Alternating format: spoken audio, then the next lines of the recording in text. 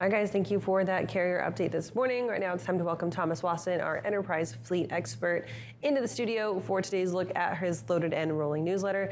And Thomas, it's Friday. I'm going to start off with the shirt because it's like a Friday Fun Day shirt. I love that. It's definitely, it's been so hot, you got to have a little bit of a tropical vibe almost. And so we have currently some palm trees and margaritas, so we're getting ready early. I think there's a boat on there too, right? There's a boat. I have to let people think that I have a boat in leisure time, when in fact I'm usually just reading like research papers. And writing a lot. Writing a lot, So let's talk about today's newsletter. Give us kind of the lowdown. What's going on? So we got one coming in the pipe for tomorrow, but the one we did on Wednesday was two big things. First one we're talking about is driver poaching, and the second one is I went on this odyssey of sorts, learning about diesel exhaust filter, or DEF. And so honestly, that's the more interesting one. We'll hit that one first. They wouldn't talk about poaching. So basically, every truck filters out its exhaust through a DEF filter. And inside that is about 2/3 water and 1/3 urea. And this was mandated not too long ago, right? Like Correct. This is part of like clean emissions. EPA regulations beginning in 2007 through 2010, basically they said, you're gonna start having these filters, and then finally you're gonna use this fluid to run your exhaust through. The goal is to get rid of like smog and ozone, nitrous oxides. And so, a little bit of chemistry today. So when we're looking at this, the coolest part was, as I started researching and I was wondering, why is it that there's shortages? Why is it going up? And it turns out that urea, we're going places. We're going to parts of China, Russia, and everywhere now. Because urea is basically, originally they figured out that it came from mammalian urine, urea, ammonia. If it smells, it smells. So then, as we're moving forward, it finds out it's good for crops. Urea is primarily used as a fertilizer. It's a nitrogen-based fertilizer. And so when we're talking about shortages, the war in Ukraine, both Ukraine and Russia produced huge amounts of it. So the process involves, obviously, industrial urea. You don't have a farm of mammals, of course. You have a bunch of ammonia and natural gas, and you strip it, you do some magic, and it comes up with this powdered urea. Finally, China decides that additionally, another large exporter of urea, they didn't have enough for their own needs. And so China has banned exports of nitrogen-based fertilizers. And so now, ironically, like the butterfly effect, you had parts of India running into food scarcity. Truckers in South Korea and Australia could not run their rigs in parts of December because we ran out of it. And then even Pilot and Flying J CEO talked about it in April at the NTSB, when they were literally saying that if we run out of this stuff, 10% of all trucks in the road immediately stop because you have to have this fluid. So it's just such a wild ride to think that something is so, usually just, when I remember it, it was don't put DEF in the fuel tank because they'll have them right next to each other. I kid you not. Fuel, DEF. Don't mix. Don't mix them. People will call me. They say, I put in the wrong one. I was like, uh-oh, we got to empty this thing out now. It's a bad day. Yeah. So at the end of the day, the coolest thing about this story is that how interconnected we are.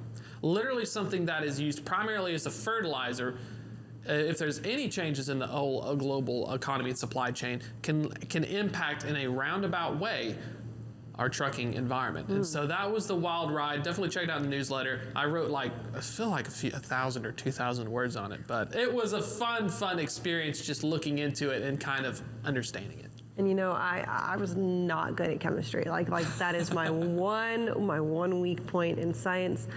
Hated chemistry, but I do remember the Krebs cycle. I do remember nitrogen return and crops, so that makes total sense to me. So I like that. I'll have to go give that one a read. So let's move on now to driver poaching. And we're not talking about like hunting drivers. We're talking about like stealing drivers from one company to the next. Exactly. We're not talking about big game safaris or big rig safaris. That would have been a great title, Big Rig Safari, the driver poaching game. If I make it in an article, just change the name. There you go. You're in the second life. So when we're talking about turnover in a large carrier, over the road, 95%, 80,000, we talk about numbers, throwing all these numbers out there. And so, it's funny to see that when we're looking into that, what's the actual amount that are leaving the industry and what's the actual amount that are switching jobs?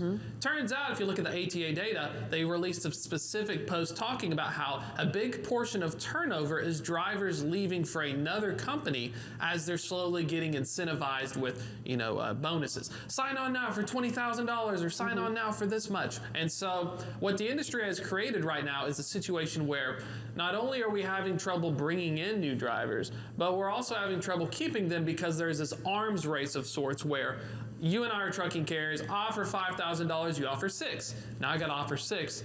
I'm gonna offer $7,000. Now you have to offer $7,000. And it's a bidding war. It's a bidding war for drivers. And so clever drivers, very savvy ones, I knew a few back in the day when I managed fleets, would stay long enough over the course of time to accrue most of their benefits, and then they'll rotate to another job. It was an actual form of income and hopping. So basically, what is a carrier to do? That's kind of the crux of it. Well, first off, having somewhat regular routes instead of random ones, staying in specific locations, allowing people to go home, like, you know, common job-related things. You would like to go home every weekend. People. Yeah, it's a strange concept that for driver retention, the most common thing to do is simply treat your employees better or pay them more. But in this environment right now with trucking, that often becomes difficult. So, you know, we saw on What the Truck that there was a text message that was sent saying we're converting all of our drivers back to mileage pay instead of a flat rate. And as we're seeing this environment constrict, we're going to see a lot more of those conversations. And so now we're going to see more driver job hopping and more driver poaching. What if you can offer $1,200 a week guaranteed, but I'm still at 61 cents per mile? You know, I'm looking at it statistically. I'm going to get a better deal if I get the guaranteed amount. It's like playing poker as a driver. You don't know how many miles each week you're going to get. You can't predict when you start. And so that's the second topic we're going to look into is predictability. If a person can predict with relative certainty where they're going to go, at least they're not going to be as pissed when it messes up than if they're randomly going places and it messes up. So that's the other big. So do you think that this type of like job hopping trend that we're going to see with drivers, do you think that this could lead to non-competes and contract signing like what we see in the brokerage space? Or do you think, I honestly personally think that that would cause way too many drivers to walk and be like, absolutely not, I'm not coming here. Do you think that that's kind of the same? So surprisingly, that happens frequently as they enter the industry. So when you get your CDL school, it costs $46,000 normally. You can be sponsored by the trucking carrier. Large companies like US Express, Schneider, Warner, JB Hunt, they'll often partner with schools or they'll have schools in their network that funnel, not like a puppy mill, but I'm funneling drivers through like their systems, and then you stick around for a year and we'll pay off that $46,000. Right. If you quit though, you owe us $46,000. And so some people say it's a form of indentured servitude. Other people say it's a dystopian nightmare. It's another way for carriers to try and keep you in the seat because the odds are within 6 months, half of them will quit or job hop. So we've come full circle now. I'm going to say, coming out of the broadcast industry where it's you file out your non-compete or you pay us a buyout, that seems, and that what drives a lot of people out of the industry. It seems like that would do the same for drivers and carriers. We're talking $90 million lawsuits between two large carriers fighting over the fact that they were poaching each other's drivers during this non-compete period. So it can get pretty wild and it can get personal. It feels like that's not a good space of money, spending money, right? Not at all. But when you're a mega carrier like that, sometimes when you have a bunch of extra money to burn and you're just really angry, you just want to send a message. And so it turns out that the circuit court ended up like nullifying it and nobody got the $90 million. But what they figured out was that, you know, this is a sensitive and hot topic in trucking because like brokers saying with the non-compete, when it comes to trucking, there's a situation where often the first year of your time in this seat, you're going to have this non-compete silliness, but afterwards it becomes the Wild West. I totally understand that. And Thomas, you're going to be on Sirius XM tonight, taking over the airwaves for Grace Sharkey.